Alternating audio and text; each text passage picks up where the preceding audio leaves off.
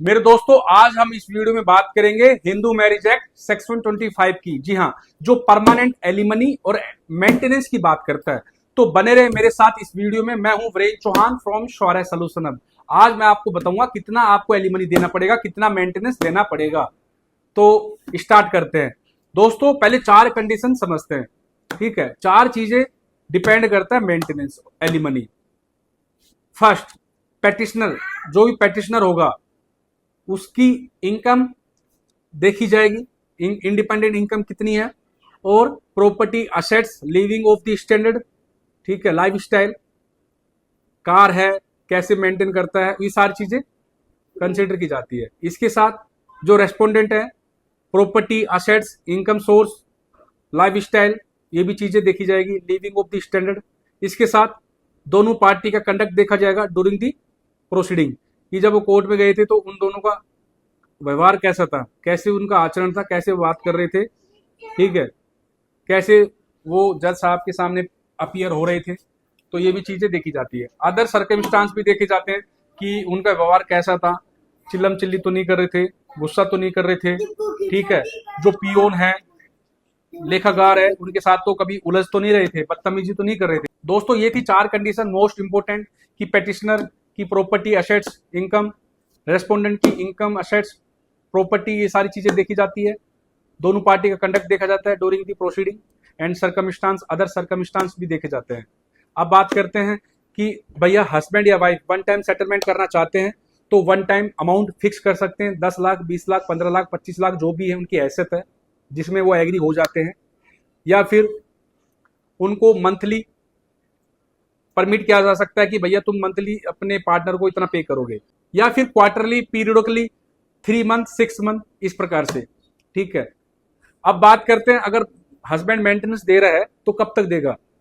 तो इसमें भैया टाइम लिमिट कुछ भी नहीं है। अगर पत्नी को मेंटेनेंस दे रहा है, जब तक पत्नी जिंदा है तब तक पति को मेंटेनेंस देना पड़ेगा। दूसरी बात, अगर वह तलाक हो गया है तो मेंटेनेंस दे रहा है अपनी पत्नी को, तो वह रीमैरी कर लेती है तो मेंटेनेंस खत्म हो सकता है। वह कंप्लेन करेगा, ठीक है, बताएगा कि भैया शादी हो चुकी है, या फिर पत्नी एडल्ट्री में चली जाती है तो मेंटेनेंस खत्म हो जाएगा। जब वन टाइम सेटलमेंट हो चुका है, हस्बैंड ने एक साथ ही वन टाइम सेटलमेंट कर लिया अपनी वाइफ से और तलाक ले लिया है, तो अब तो हस्बैंड को कोई पे करना नहीं होगा, लेकिन वह मंथली पे कर रहा है, मेंटेनेंस दे रहा है तलाक के बाद। जब तक वह जिंदा है तब तक देगा, या फिर कोर्ट डिसाइड करे तब तक, या फिर वह दूसरी शादी कर लेती है तो मेंटेनेंस खत्म हो जाएगा, या फिर वह एडल्ट्री में चली जाती है तो मेंटेनेंस खत्म हो जाएगा। लेकिन पति को कोर्ट में प्रूव करना पड़ेगा।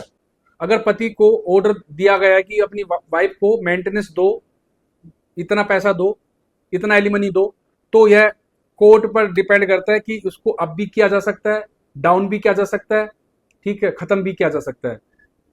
समझ रहे हो, कोर्ट पर डिपेंड करता है। पत्नी एडल्ट्री में चली गई है तो खत्म हो जाएगा।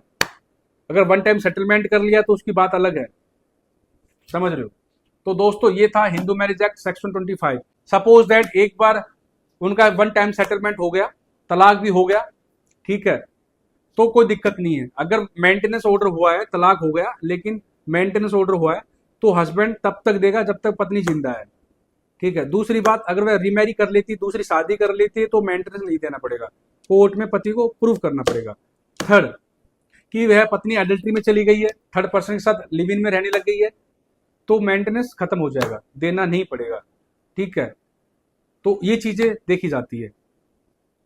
अगर मेंटेनेंस ऑर्डर हो गया है और पत्नी को लगता है भैया साल 6 महीने से मेरे पति मुझे मेंटेन कर रहा है, लेकिन मुझे तो ज्यादा पैसा चाहिए, तो फैमिली कोर्ट में जाकर वह मेंटेनेंस ज्यादा भी बंधवा सकती है, अपना ऑर्डर करवा सकती है। या फिर पति को लगे कि भैया मेरी सैलरी है जो मेरी इनकम है कम हो चुकी है, वह रिक्वेस्ट कर सकता है कोर्ट में जाकर, और वह अपनी वाइफ को मेंटेनेंस कम दे सकता है, ठीक है, कोर्ट की परमिशन के बाद।